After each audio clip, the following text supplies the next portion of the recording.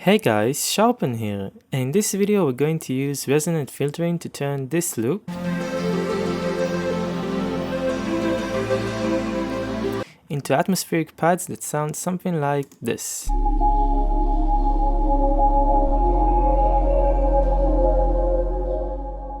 So, in order to recreate that pad sound, you typically want to look for two elements, a pad sound and a more of a moving sound. So, another patch that plays a lot of notes in short amounts of time, an ARP works pretty well for this.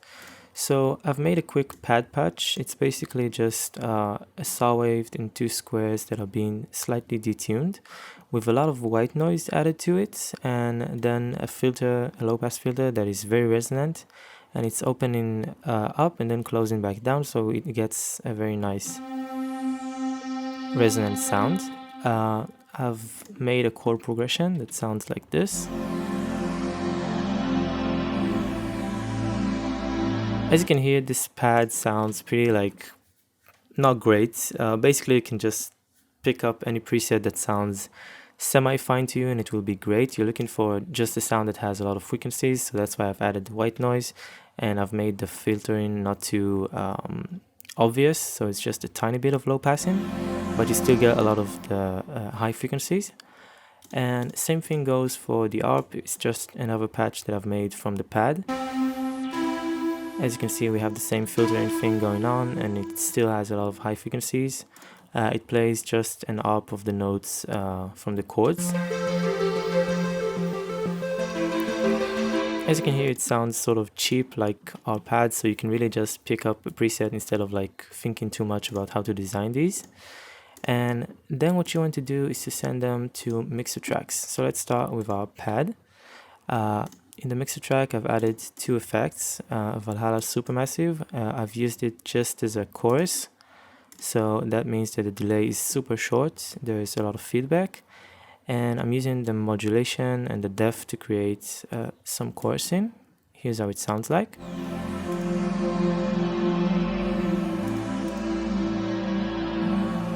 It sort of adds a chorus and a slight metallic touch to it, so it's great. And the main thing that makes this sound so unique and atmospheric is filter jam. Basically, it just uses a lot of resonant peaks, so when you move the filter, it creates some nice resonant sounds. And it's basically the same thing as taking an EQ or just a low-pass filter and just having a resonant peak and moving it around. It's the exact same thing, but filter jam is free and it does it in a more complex way, so it sounds great. And a similar thing is going on with our ARP. We have just the filter jam again. And I really recommend experimenting with the different modes and maybe setting the mix sometimes to 100% and sometimes to at around 50% to get different results.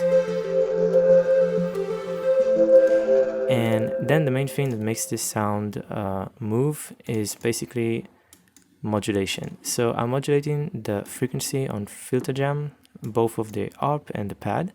So let's see it. Here's our ARP, and let's open up the pad and let's see.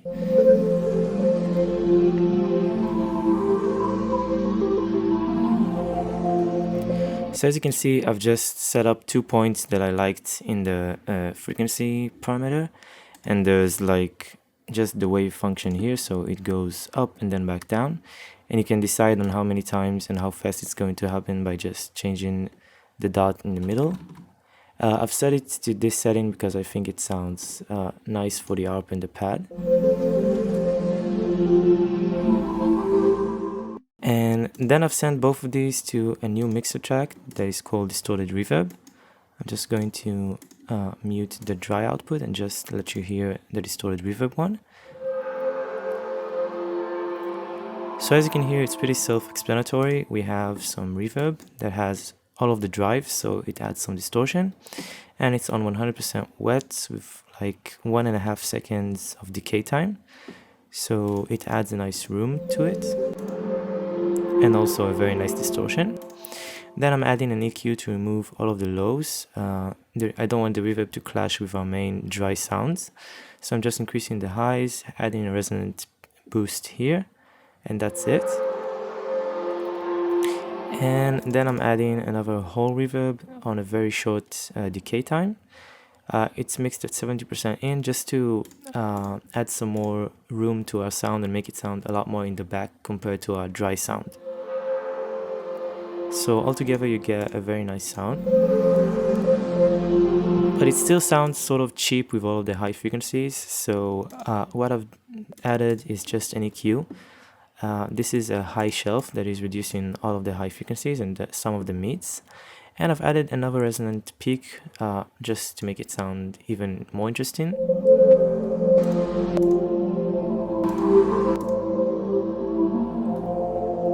So as you can hear, it already sounds a lot more ambiguous, and that makes it a bit more interesting in my opinion. And then I've rendered it out to this loop. Let's just disable the effects. I've transposed it up by 800 cents. So as you can hear, it already sounds very, very atmospheric and interesting. You can't really hear all of the arpeggio notes or exactly the chords, and that's what makes it interesting thanks to all the resonant filtering. And then in here I've reduced a lot of the highs again, added a nice boost to the low mids here to make it sound even more ambiguous and more atmospheric. And then I've sent it to a resonant reverb. So let's disable the dry output and hear it on its own. So we have a Valhalla Supermassive here. I'm using the Great Annihilator mode. This one just adds a lot of reverb, so that's why I've chosen it. The delay is on 400 milliseconds and the density is very high, so that means that the delay is going to turn into reverb really fast. And that's pretty much all there is to it.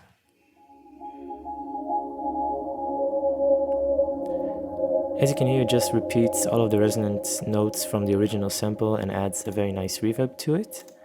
And then I'm removing some of the bass frequencies since it's a reverb. I don't want it to clash with our dry sample. And again, adding a resonant peak here, a resonant boost on this section. And I'm adding a flutterbird. I'm using it to modulate the pitch by a tiny bit, like 10% at a fairly low speed, 1.5 Hertz. So I'm giving it a slight vibrato, a very slow vibrato effect. And together with our dry sound, it sounds very interesting. So as you can see, you don't really need sounds that are way too great on their own or that they sound very atmospheric on their own. It's a lot of filtering, resonant peaks, and some reverb. So then I've added just a sub bass.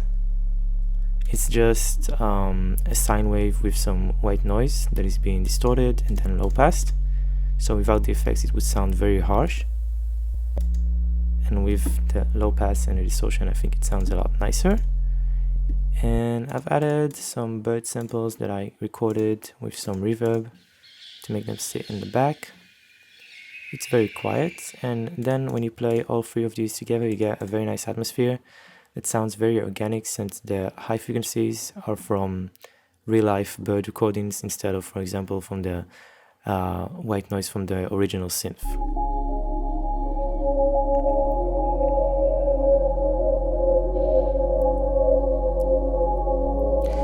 And that's pretty much all there is to it. I just recommend experimenting a lot with even Nexus presets. It doesn't need to sound interesting or unique. Just pick the weirdest sounds that you can get and play some chords, play some notes, and see how you can filter it out to make it sound very atmospheric and very subtle instead. And that is pretty much it.